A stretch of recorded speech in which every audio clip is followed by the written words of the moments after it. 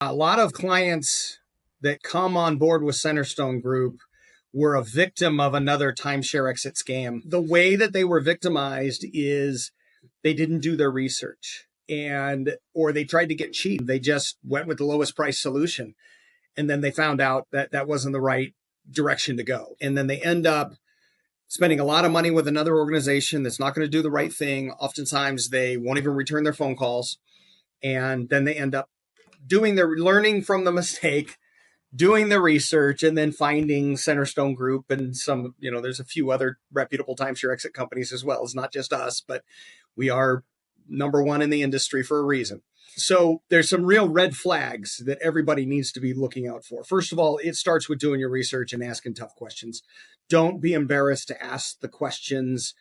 You're not supposed to know everything about the process. And if anybody tells you you don't worry about that, we just get you out of your timeshare, run for the hills. That's a red flag. When a timeshare exit company is unwilling to tell you what they're going to do, and they're unwilling to explain their processes, if they're unwilling to be transparent with their contract, all of those types of things, those are red flags. The other thing is when a timeshare exit company does things that are illegal, like telling you to stop making payments. When a corporation tells a consumer to stop making payments as it relates to a contract that they signed with another company, that's called tortious interference of a contractual relationship. And it's against the law. In the long run, sometimes even the short run, that company is going to get sued by whoever's contract they're interfering with. They're going to be out of business. They're going to have penalties I've seen penalties in the 50, 60, 70 million dollar range. And that's a red flag. So these companies that tell you to stop making payments, they're not going to be in business for a long time. And if they're not in business, they're not going to be able to help you get out of your timeshare. But stopping making payments isn't helping you get out of your timeshare anyway. You could have done that all on your own. Another red flag is when someone says in the timeshare exit industry, and I'm going to get you all your money back. Or they overcharged you and I'm going to get you that money back. That's rare. Possession is 9/10 of the law. Okay, we've all heard that. They're holding your money.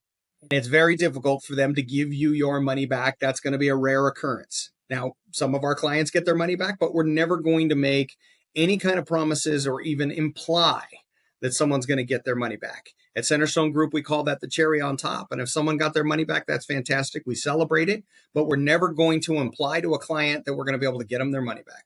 Our job is to get them out of the timeshare. If someone promises to get you your money back, that's a red flag. I know we all want to get our money back, and that would be great, but it's not realistic, folks. So, and if it happens, you're blessed. And someone exceeded expectations, and that's fantastic. The other one is when they can tell you that they're going to sell the timeshare. They can sell the timeshare for a profit, as an example. We had a client that came to us. It was a doctor from Georgia, and he said that he had this Mexico timeshare and that someone was offering to sell it. He had paid about $300,000 for this timeshare, and they said they had a buyer that was going to pay him $1 million for this timeshare.